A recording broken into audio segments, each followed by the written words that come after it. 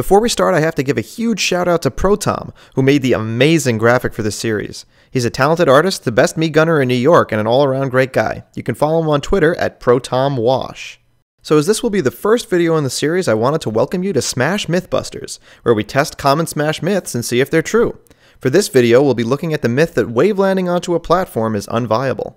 At the recent tournament Smash Conference United, we saw MKLeo, who placed first, doing many wavelands onto platforms with Ike. For those who don't know, a waveland is a technique where you directional air dodge downward, usually onto a platform. You can slide a bit when angling this too. Wavelanding is a very common tactic in Melee, but in Ultimate the air dodge landing lag is significantly increased to 21 frames, leading many players to the conclusion that the technique is now useless and unviable. But is it? Let's find out. Although there are a few situations where a player might waveland, the most common is to full hop from below a platform and waveland down onto it. Without wavelanding, the fastest way to get onto a platform is to full hop and fast fall down to it. Landing from this fast fall has significantly less lag than a waveland, but it takes longer before you can actually land. To determine which method is faster, we're going to find the first actionable frame where a character can act after landing. We'll test this for both landing methods using 4 characters to test different fast fall speeds, gravity, and jump heights. We'll be testing on Pokemon Stadium 2, as this is an extremely common stage with a fairly average platform height. First, let's test Fox, who has the fastest fastfall speed. If the waveland is faster for Fox, this would guarantee that it's faster for the majority, if not all, of the cast. Fox's full hop fastfall landing has an FAF of 22.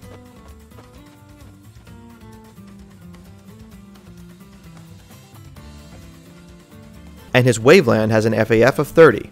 For Fox, the waveland is definitely slower.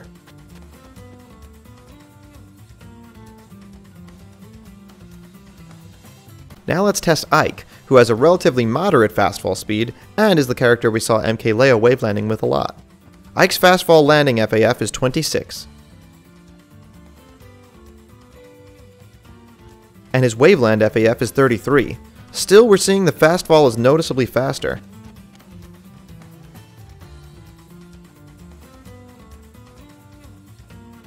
Next, let's test Lucena, who is still relatively moderate but leans on the floatier side due to having low gravity. Her fastfall landing FAF is 30.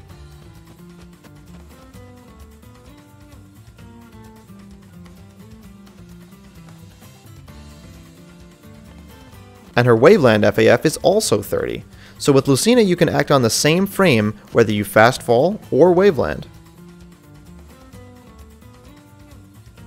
Finally, let's test Rosalina, a very floaty character. Her fastfall landing FAF is 38.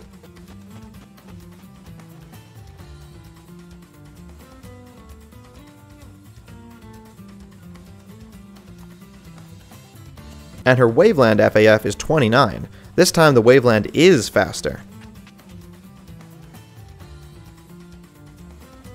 So in conclusion, we notice that if your character has a slower fall speed and low gravity like Rosalina, wavelanding onto a platform can actually be faster than fast falling onto it.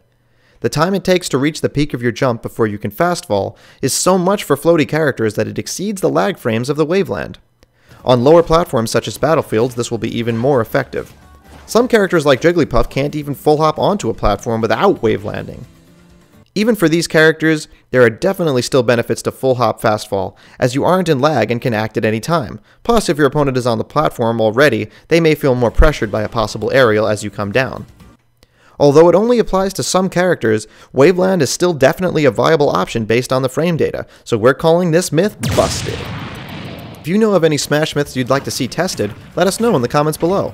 Thanks for watching, and please consider subscribing to Game 5 Smash for more Smash Mythbusters and other informative videos as well.